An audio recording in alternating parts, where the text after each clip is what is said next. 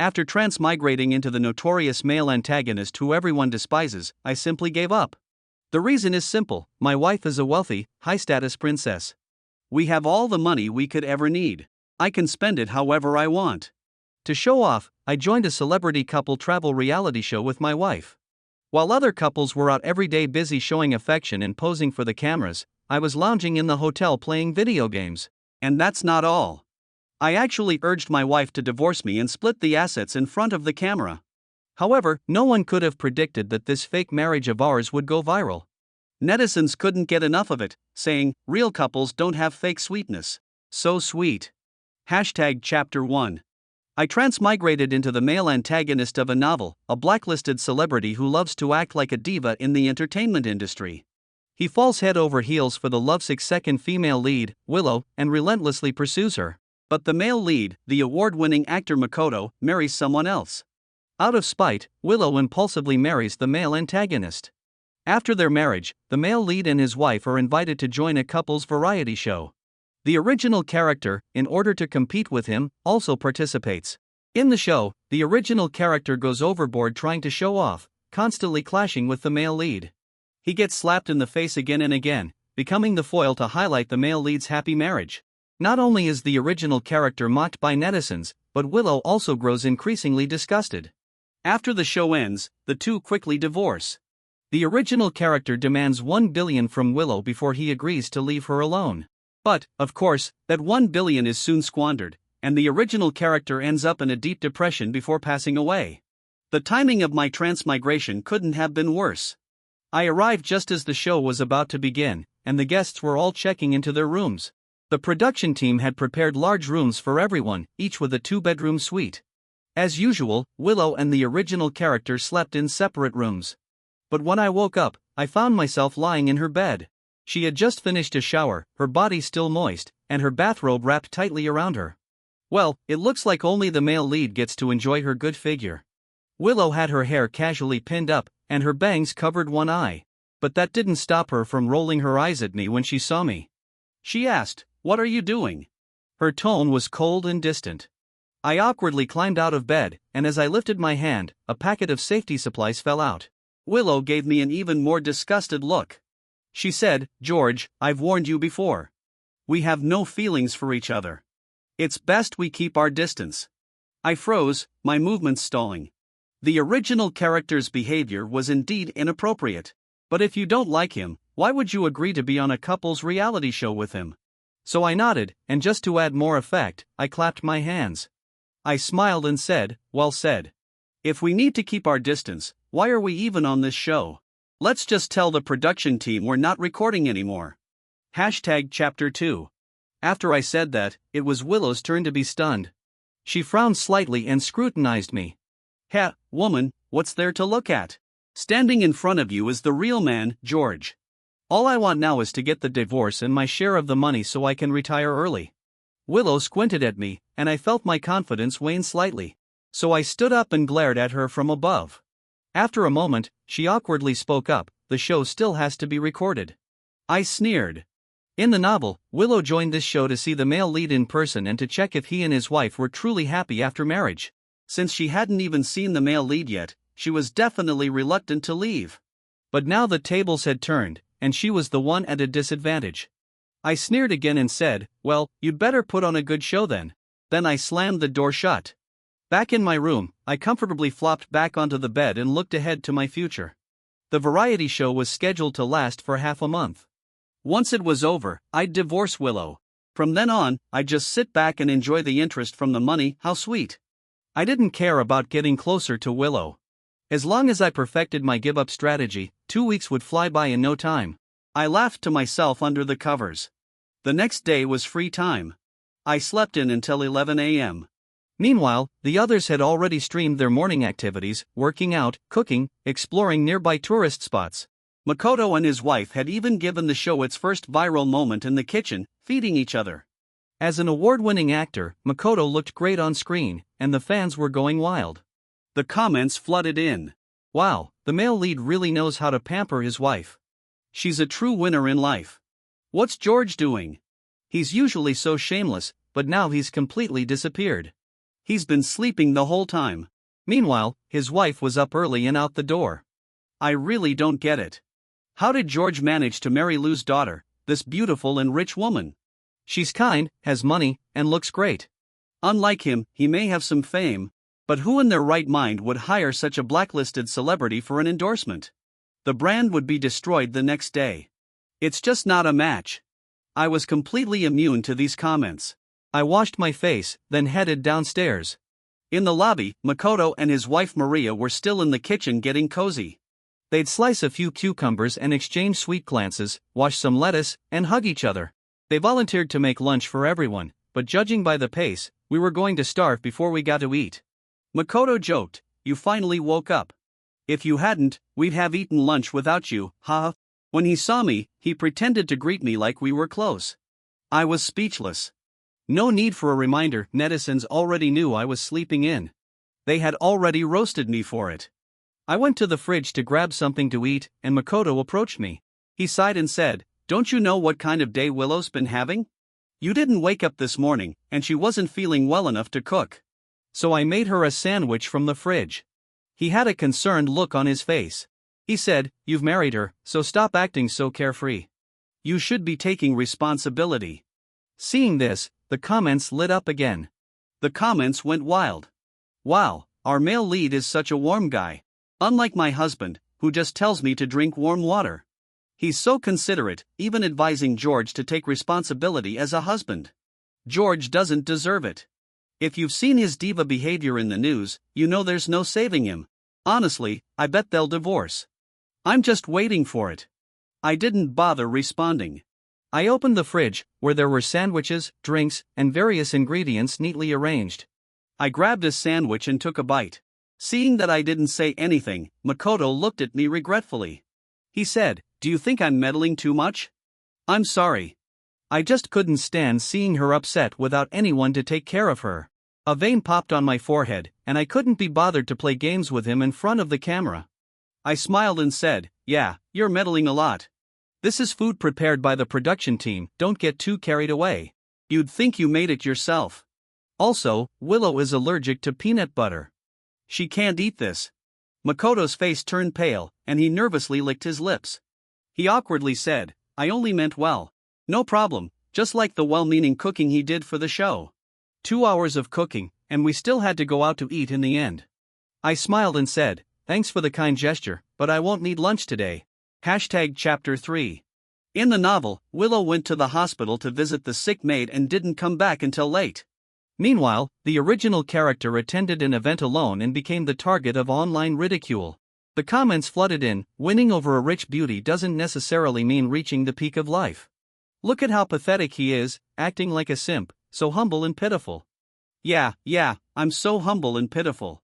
So what if I got 1 billion after the divorce? Sigh, what can I do, I'm a simp.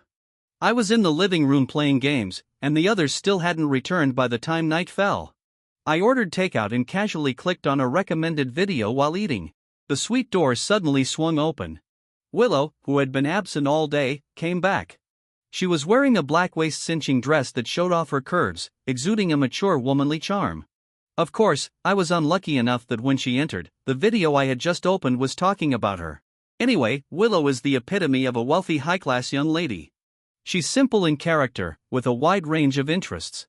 And just look at her figure, her looks. The screen was filled with her most eye-catching photos. I was speechless. I had the video volume low, so she shouldn't be able to hear, right? Apparently, Willow's hearing was just fine. She walked over and sat down opposite me. The video host continued speaking, "Willow's only flaw is that she's married, but that's okay. There are plenty of beautiful women, let's move on to the next one." I hurriedly turned off the video. The atmosphere grew awkward, and I buried my head in my food pretending like nothing had happened. But Willow's gaze was fixed on me. Ahem. I tactically cleared my throat. "Don't get the wrong idea. I'm not interested in you anymore. That video I watched earlier was just me scouting for a potential remarriage partner, it has nothing to do with you."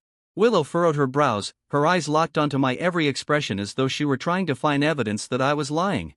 I met her gaze without flinching. At this point, I just wanted the divorce and my share of the assets. I wasn't interested in her body at all.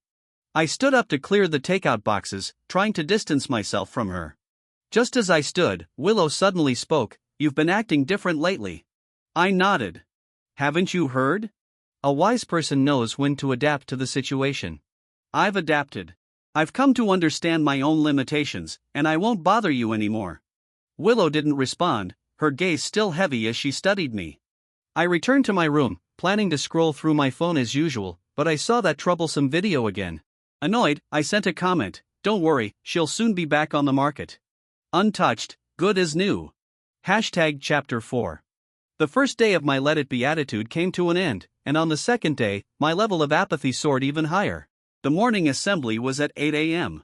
While everyone else was busy preparing to head out, I simply threw on an old man's shirt and some slippers. I yawned as I walked downstairs.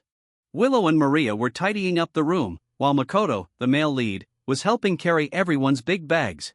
Veteran actor David was busy hauling the equipment for the activity. As soon as I showed up, the audience had something to say. One of the comments read, "Where did this creepy old man come from? What's with the flashy bag? He's not doing any work, just trying to get attention and milk the views." I sat at the far end of the lobby, as far from Willow as possible. Surprisingly, she broke from her usual behavior and walked over to sit next to me. I was speechless. Does she have a personality disorder or something? Not only that, but I also felt like Willow was keeping a close eye on me today. Her gaze lingered on me in a way that seemed like she was observing my every move. Did she hear my declaration yesterday? Is she worried I'm going to cause trouble today on the show, so she's keeping tabs on me? The task for the day was to climb a mountain and then have a picnic at the summit.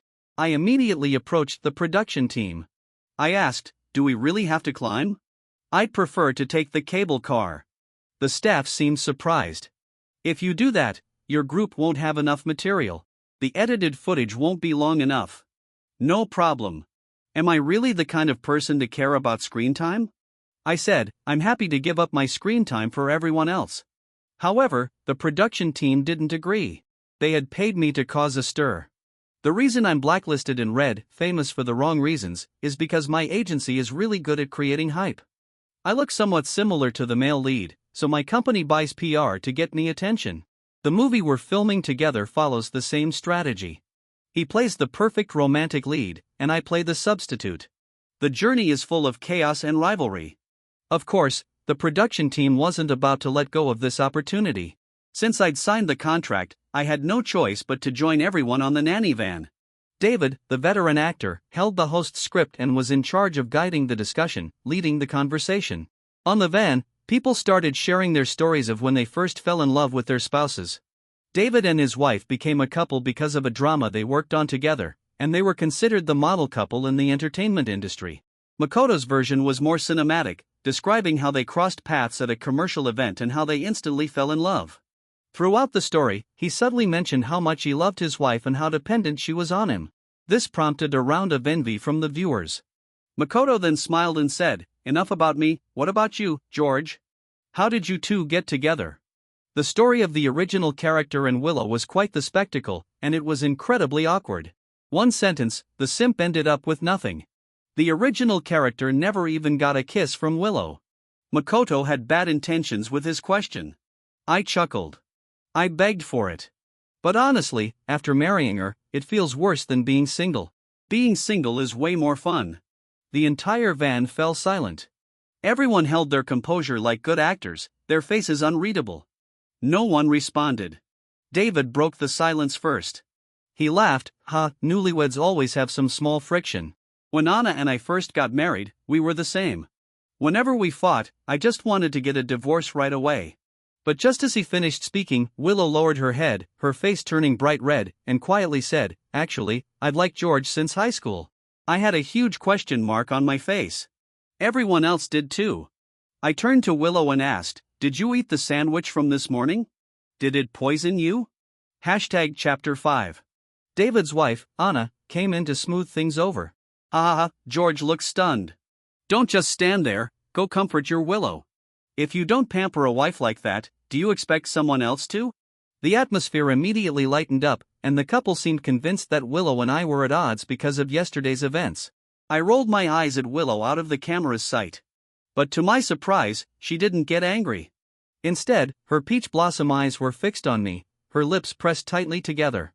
She kept staring at me, and after a while, I couldn't take it anymore. Before I even realized it, I reached out and grabbed her chin, turning her face to the other side. The touch of her soft skin sent a tingling sensation down my fingers, and I felt a shiver up my spine, the hairs on my arm standing on end. Quickly, I turned away and looked out the window, trying to steady my nerves. This entire moment was being broadcast live. The comments section flooded with reactions. One comment read, "I remember gossip saying these two don't have feelings for each other. Did I eat the wrong gossip?" Another said, "Did you guys notice Willow's eyes are practically dripping with affection for George?" Yet another commented, "But George just turned her face away. Willow looks so aggrieved." And someone else remarked, "What the heck, is there a bit of sweetness here? I think I'm the one who's been poisoned." The nanny van arrived at the foot of the mountain. At a normal pace, it would take about 2 hours to reach the summit. The production team announced the rules. During the climb, they had set up photo checkpoints at several scenic spots. Every couple had to take a creative and sweet photo. The couple whose photo received the most votes from the viewers would win a mysterious reward. However, for the picnic lunch at the summit, the first couple to reach the top would enjoy a lavish meal, while the last couple would only get bread. It seemed like a dilemma, but honestly, most people would choose to focus on taking photos. More camera time, more opportunity to take beautiful photos and gain fans. As for the meal, well, in the entertainment industry, who isn't a top-tier starvation expert? Makoto wrapped his arm around his wife Maria's shoulders, looking down at her with affection. "Let's do our wedding photo pose one more time." The wedding photos they released when they got married were all over trending topics for an entire day. They looked amazing. Even bystanders would agree they made a perfect couple. Makoto then turned to us, smiling, and asked, "What about you two? Any ideas for your photo?" What ideas could there be? The original character and Willow had been married for barely 6 months before separating. They never even had a wedding. So I calmly replied, "We never even took wedding photos." Makoto gasped. "What? George, Willow never wore a wedding dress?" Not to point fingers, but do you know what a wedding dress means to a woman? Sorry, I said too much. You probably have a different perspective, right? I tugged at my lips and glanced at Willow next to me. She blinked at me, not responding the way I expected, not backing up Makoto's words. I narrowed my eyes, suspicious, and observed these two carefully. The comments section exploded once again. One person commented, "Every time George speaks like this, it makes everyone so awkward. Doesn't he know the occasion? This is a wedding reality show, and he's sabotaging it. The production team must want to kill him by now." Someone else said, "Actually, the person who started it was Makoto, deliberately poking at people's sore spots." And another comment read, "Please, the production team loves him. This is exactly the kind of drama they need. Look at how the number of viewers skyrocketed." Chapter 6. There were 3 different routes to the top of the mountain, and each team drew lots to decide which route they would take. After the draw, everyone went their separate ways, and the once crowded group scattered. Only 3 filming crew members remained with Willow and me. At this point, it was basically like being alone together. I didn't want to talk to Willow and just wanted to get to the top as quickly as possible to enjoy the big meal. So I buried my head and pushed forward. The only thing that bothered me was Willow constantly interrupting my pace, needing me to help her up or wait for her. We passed the first photo checkpoint. With a look of impatience, I took a picture with Willow. I said, "Hurry up, I'll say cheese, and you say yeah." And so, a tourist-style photo was born. But just as the camera clicked, I reflexively smiled. After the shot, the photographer nodded in satisfaction. He said that we both had great ship vibes. I was speechless. No need for that. The last photo checkpoint was a vast cherry blossom forest. The weather in early April was perfect, with the sun shining. A gentle breeze caused the falling cherry blossoms to resemble snow. Willow stood in this cherry blossom shower, wearing a white dress. Her whole aura became much more delicate and soft. The sight stirred something in me. If a woman has a good appearance, it's easy to deceive people. I walked over to Willow's side, stood still, and pretended to casually wrap my arm around her shoulders, planning to snap another random photo. But Willow wasn't having it. She snorted coldly and said, "You ran from 10 meters away to stand next to me?" I was speechless. Is she giving me direction now? Does she even know what our relationship is? I turned off the microphone clip to my side, nodded to her, signaling Willow to do the same. Once I confirmed the production team couldn't hear us, I said, "That's enough. Stop acting." We didn't even know each other in high school. The first time the original character and Willow met was on set. She was a fan of Makoto and went to see him. The original character fell in love with her at first sight. Willow pursed her lips and said nothing. Her gaze toward me held no affection. Instead, it seemed to hide some kind of probing. She spoke softly, "I'll add money. After the divorce, I'll give you another billion."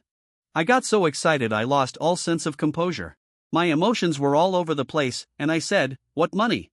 The main thing is I just want to help you out." Chapter 7. It takes a lot of skill for a photographer to capture a beautiful shot while someone is running.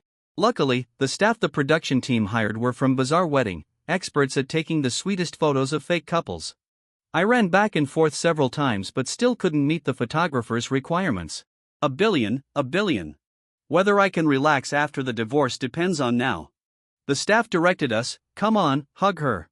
Get closer, don't stand so far apart." I reached out and pulled her closer. She lost her balance and had no choice but to grab my waist. Then I looked down at her, and our eyes met. She looked gentle, her eyes holding a faint smile. The photographer shouted, "Perfect, just like that." But the moment the photographer said okay, Willow blushed and pushed me away. I was speechless. It was her idea to take the photo in the first place. She walked over to the photographer, and they showed her the shot. Curious, I wanted to lean over to see it too. But Willow pouted and urged me to leave. She said, "Aren't you in a hurry to grab lunch? Fair point." When we reached the top of the mountain, our team was indeed the first to arrive. I decided to speak to Willow. I said, "Just so you know, even if you're not happy with the photos, the payment still stands." Willow shot me a look. I felt guilty. I had earned the money way too easily. I said, "I'll give you a 9.99% discount at most."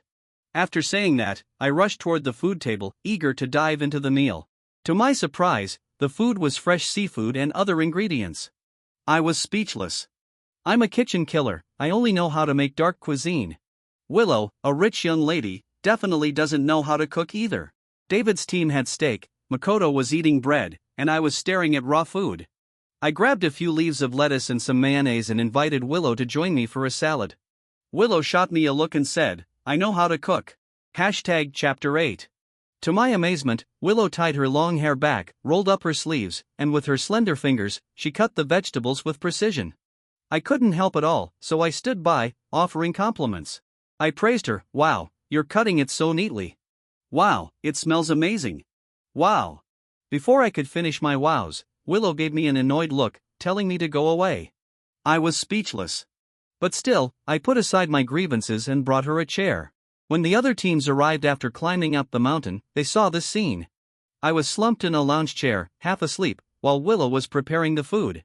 David said, "George, your wife is amazing." I was like, "What the hell?" He paused and continued, "You must have a good life at home." I was speechless. I didn't even know she could cook. According to the novel plot, she never touched any water, so I had no idea where she learned this skill. Everyone gathered around to watch. Only one person walked up to my side, blocking the camera with his back. It was Makoto. He wore an expression I had never seen before. Under that twisted face, there was resentment, as if he were the evil male antagonist. He didn't say a word, just glared at me with intense hostility for about 10 seconds. I was confused.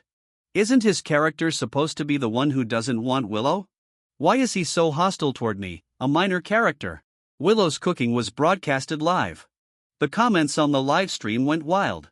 Some wrote, "With a wife like that, what else do you need? I'm hungry, just ordered takeout." When the seafood fried rice came out, I had to admit Willow's cooking was amazing. Not only was it delicious, but it was also beautifully plated. What's that saying? To win a man's heart, you must first win his stomach. Willow, as my fake wife, wasn't too bad after all. After the meal, everyone played games and chatted. I noticed that after Willow left the room, Makoto also found an excuse to go outside. Something's going on. I quickly followed them, eavesdropping. Makoto said, "Willow, can I ask you for a favor?" What? Isn't he supposed to be Willow's love interest? Why is his tone so formal? Unfortunately, I only overheard that one sentence, and I couldn't catch the rest of the conversation. But from what I could gather, Makoto seemed to be asking her for something, but Willow shook her head coldly. Makoto looked troubled. I slipped away before they noticed me. Carrying this new discovery, I returned to the villa. Before Willow went back to her room, I couldn't help but ask, "What's going on between you and Makoto?" Willow replied, "What do you mean?" I said, "I saw that Makoto has feelings for you. You two like each other, so why didn't you get married back then?" Willow's face became cold as ice.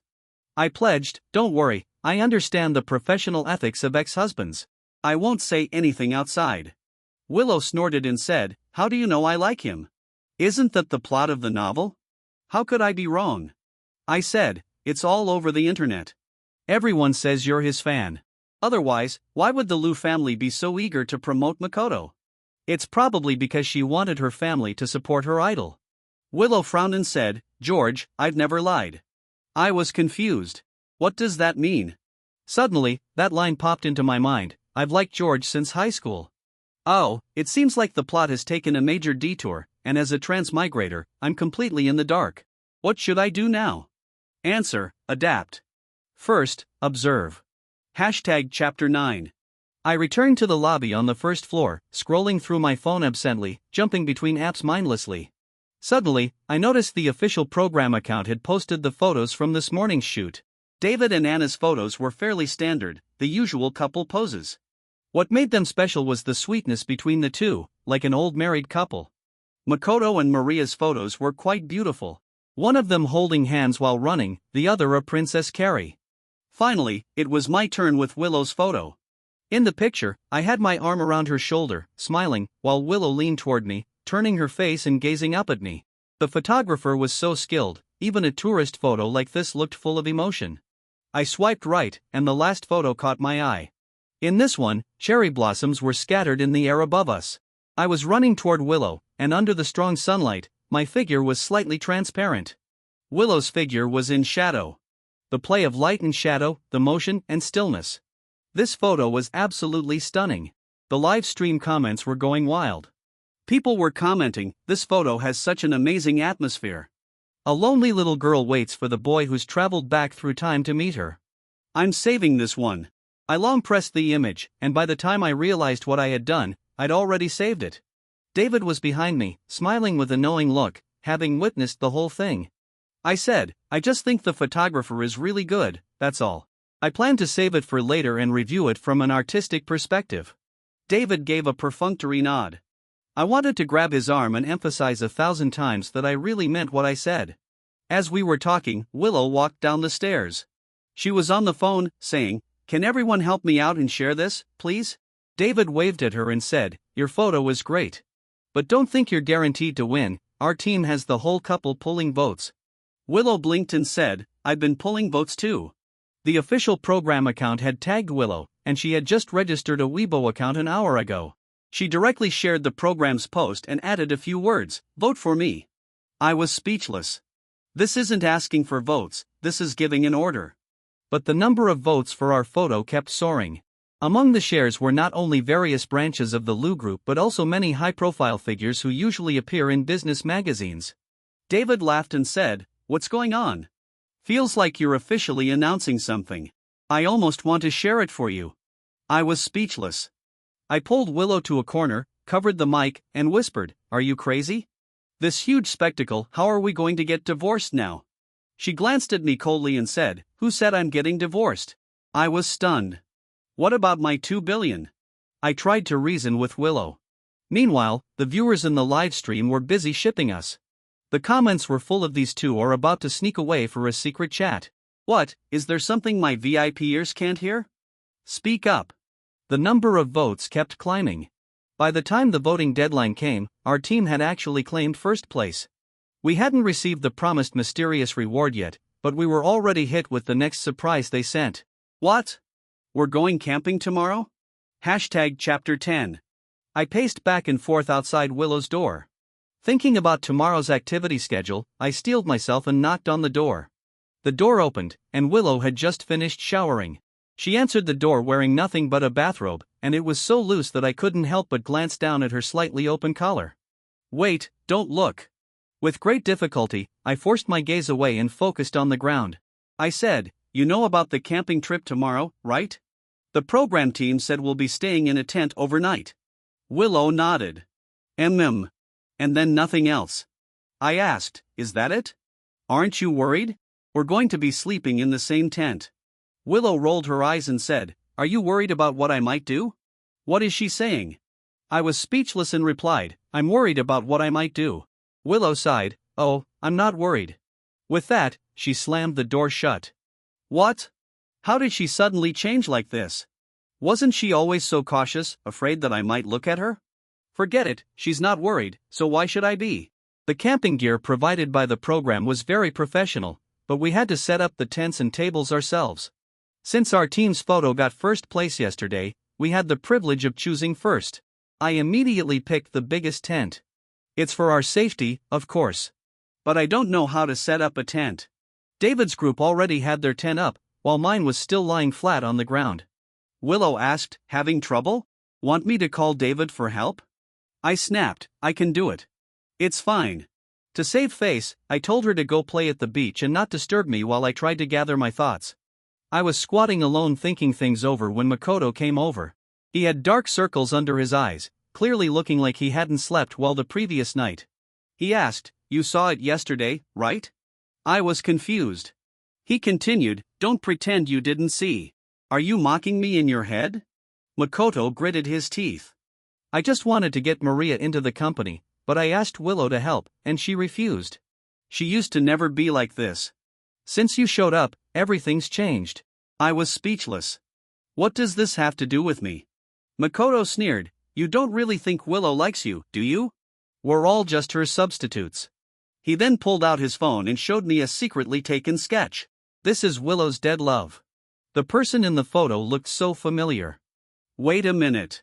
Isn't that me? I actually look a lot like George, except I'm not quite 185 centimeters tall. The man in the photo was basically my exact likeness. Seeing my stunned expression, Makoto smiled smugly and said, you're just a fake. I stood up, suddenly feeling out of breath. The world spun around me, and I collapsed, losing consciousness. Chapter 11. When I woke up, I felt like I might have knocked something loose in my head, as there were a bunch of random images in my memory. I was wearing a school uniform, riding a bike with Willow, weaving through the streets. The Willow in my memory was still so young, not the beautiful, worried Willow in front of me now. She asked, are you okay? Her face slowly began to match the image in my mind.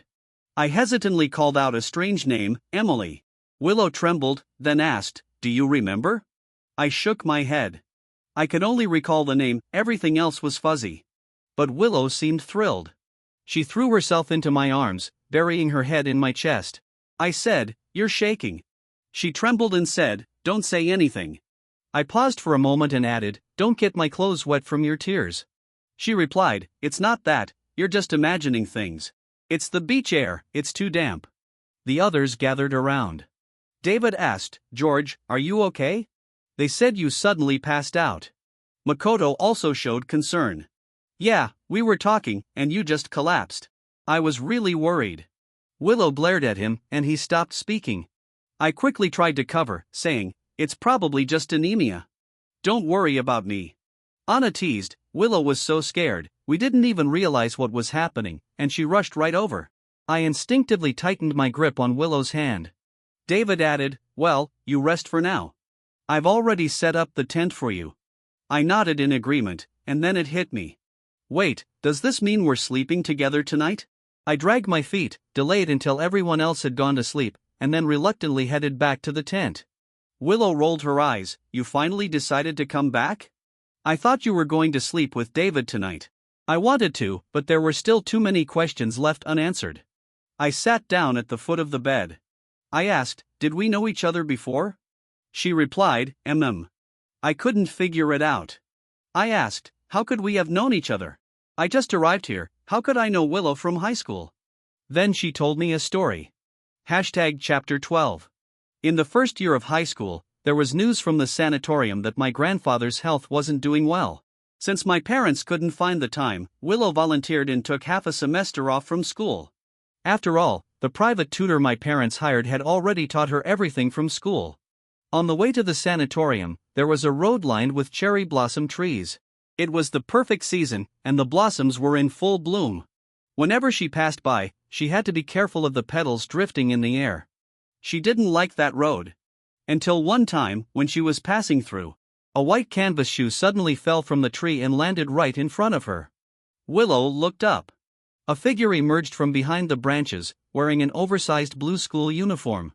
His hair was messy, and his big eyes nervously smiled in a crescent shape. He said, "Can you throw my shoe back up here?" Willow did as he asked. She watched as the boy put on his shoe and skillfully climbed down. His school jacket was bulging, and when he zipped it open, there was a basketball hidden inside. The boy tossed the ball over the community wall. Cheers from a group of kids echoed from inside. He said, "Little brats, if you kick it out again, I'm not picking it up." Then he casually ruffled his hair and said, "I'm George. Thanks for that." And that was how Willow met her first friend in South City. This boy, George, was always in a good mood, but he often said things that were hard to understand. For example, being in the wrong time is bad enough, but being stuck in high school, this is the end of me. Why on earth am I studying humanities? Isn't that just asking for trouble? Willow thought he was just anxious because of his poor grades, so she kindly suggested they study together. As they studied, she became George's personal homework assistant. She wanted to study with her friend, but all George wanted to do was read manga. George casually said, "Just getting by is enough. I'm only going to stay at this point for half a year, so studying won't help. Don't look at me like I'm a slacker. I'm an excellent science student, okay?" Willow could only sigh. She asked, "Where are you going?" George scratched his head and said, "I don't know. The system malfunctioned, so I'm running away. According to the plot, I shouldn't even be here before the audition." Willow understood and her eyes sparkled. "You're going to be a star. To be a star, you need an education, though. When the time comes, you can come find me, and I'll have my dad enroll you in an acting class." George asked, "You know about that?" Willow nodded. Her father ran an entertainment company, so she figured she should pay attention to this kind of thing in case her friends needed help. George invited her to his house for a meal.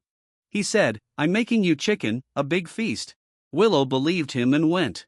When she arrived, she looked at the chicken and said, "You're stewing a whole chicken?" George said, "Yeah. Don't mind how it looks. It'll taste just as good once it's cooked."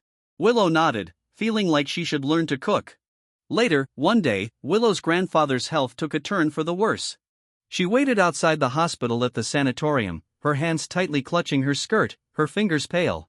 George suddenly appeared like a gust of wind. "I skipped class to be here with you," he said. Willow's parents were busy with work, and she had grown up with the housekeeper and chauffeur. She always thought being alone wasn't so bad. But in that moment, she realized how comforting it was to have someone there. The doctor came with the surgical consent form. She signed it, and George stood beside her, stunned. "Your name's Willow? You told me your name was Emily." Willow answered, "My grandfather gave me the name. My parents didn't like it, so they changed it." The others nearby were still in shock, unable to process it. George muttered to himself, "Great, now I'm friends with the protagonist, and I've messed up the plot. I can't be the villain anymore." George had already died in his original world. If he couldn't possess a body, his life would truly be over. George said, "Don't worry, your grandfather will be fine." He decided to go with the flow and comfort his friend. He added, "I'm telling you, I'm from the future. I know what happens next." Although George often said things that Willow didn't understand, he never lied. Willow nodded, feeling a little more at ease. Sure enough, a few hours later, the doctor came out and said the surgery was successful. Her grandfather would be transferred to a 24-hour monitoring ward. At that moment, George received a long-awaited system notification. "The timeline has been fixed. You will leave the plot tomorrow." George hesitated for a moment but decided to tell Willow. After all, his body would soon be controlled by the system, and his actions would follow the novel's script, where he played the foolish villain. The plot couldn't be messed with. If it was, he might never be able to enter this world again. His fate was now in Willow's hands. George said, "I'm going to tell you something that sounds completely unbelievable, but you have to believe me, it's all true. You're going to fall in love with someone named Makoto." Willow shook her head, denying it immediately. "I will never like him. George, unconcerned, said, "You haven't even met him yet. The novel says it's love at first sight for you too. Come on, stop interrupting me, just listen. Then I'll keep chasing you until we get married. What are you laughing at? Pay attention." Willow furrowed her brow. Her delicate features were still pure and youthful, but her eyes were already full of insight. She nodded and said, "I get it. I'll let everything follow the plot. Just make sure you come back soon." George nodded, "No problem. If all goes well, we'll meet again in 5 years." Willow asked one last question. "What did you originally look like?" George said, "Pretty much the same as now, just not as tall." That day, after George went home, Willow sat on a bench downstairs in his neighborhood all night. The streetlight cast her shadow. The next day, she saw a familiar boy walking down from the building and walking right past her. He truly didn't recognize her anymore. Heartbroken, she stood up and returned to the sanatorium, passing by that road lined with cherry blossom trees again. The petals were long gone, and the branches were bare. Later, just as George had predicted, she met Makoto. So she followed the plot step by step, helping him and asking her father to help him get into the drama. The only difference from the story was that Makoto confessed to her in front of everyone. She coldly rejected him. Makoto, shocked, looked at her and asked, "How is this possible? How could you not like me?" Willow ordered her bodyguard to escort him away, saying, "Don't ever let him near me again, or you'll lose your job." George had become famous, but the boy she once knew still hadn't shown up. He had said they'd meet in 5 years, but now it had been 8. George, you liar. Chapter 13. On the final episode of the show, the production team changed the plan. A new set of guest stars arrived, and a team was chosen to accompany the two of us to South City. It was the place Willow had mentioned when we first met. The theme the production team had assigned to us was the excitement of youth. They had even prepared a set of uniforms from number 1 high school. When I saw Willow in the school uniform, I was stunned.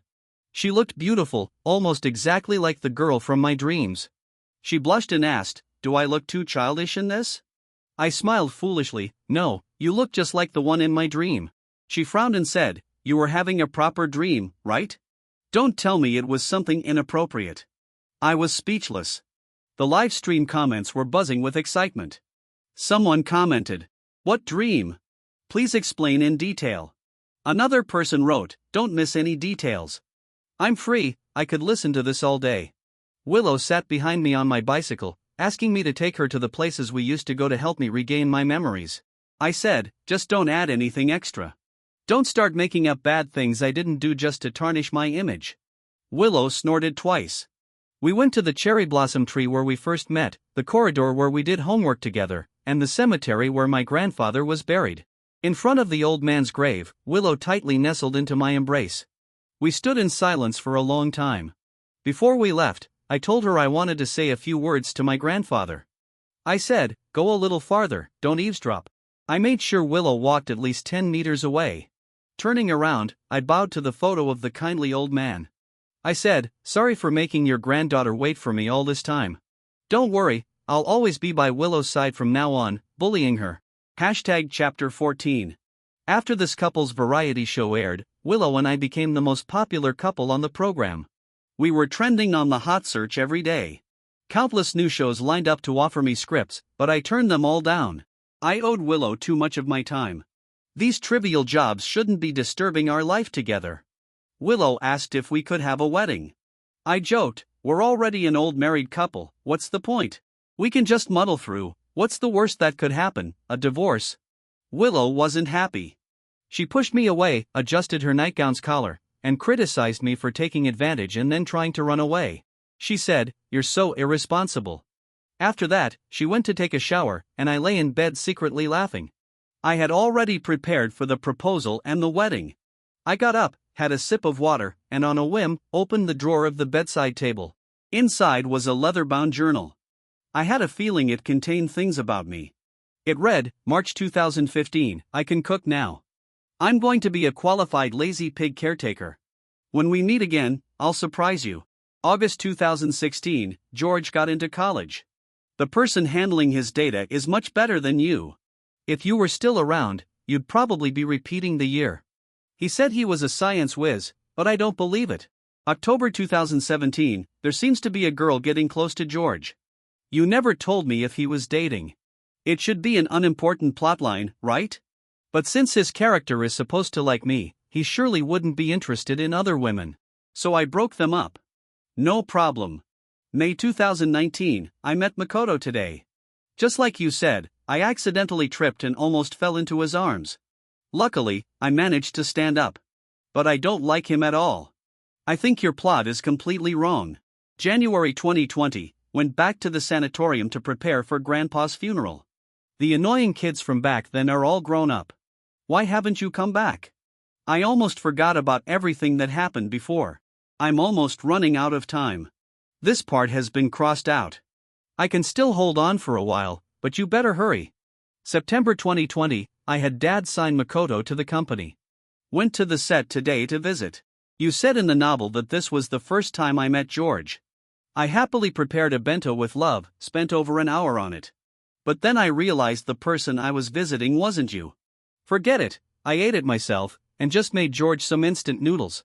November 2022, I married George. Every step, I followed the plot you told me about. But you never kept your promise to show up. Will you ever show up? September 2024, went to record a variety show. If you haven't shown up by this time, does that mean you won't come at all? If it weren't for you, I wouldn't have joined such a boring show. So you'd better show up immediately. Is it you? I can't bring myself to have expectations anymore. Is it really you? The diary ended there. I realized my face was covered with tears. I quickly wiped them away and shoved the journal back into the drawer. Willow, I called. I ran to the bathroom door and knocked. I pulled out the ring and said, "Open the door, I have something for you." Before I could finish, the bathroom door opened just a crack. Willow's face peeked out through the gap. She frowned and said, "I'm taking a shower, what do you want?" "Oh, so that's what's going on." I nodded thoughtfully and said, "Can't hear clearly, huh? Come on, let me come in and talk to you."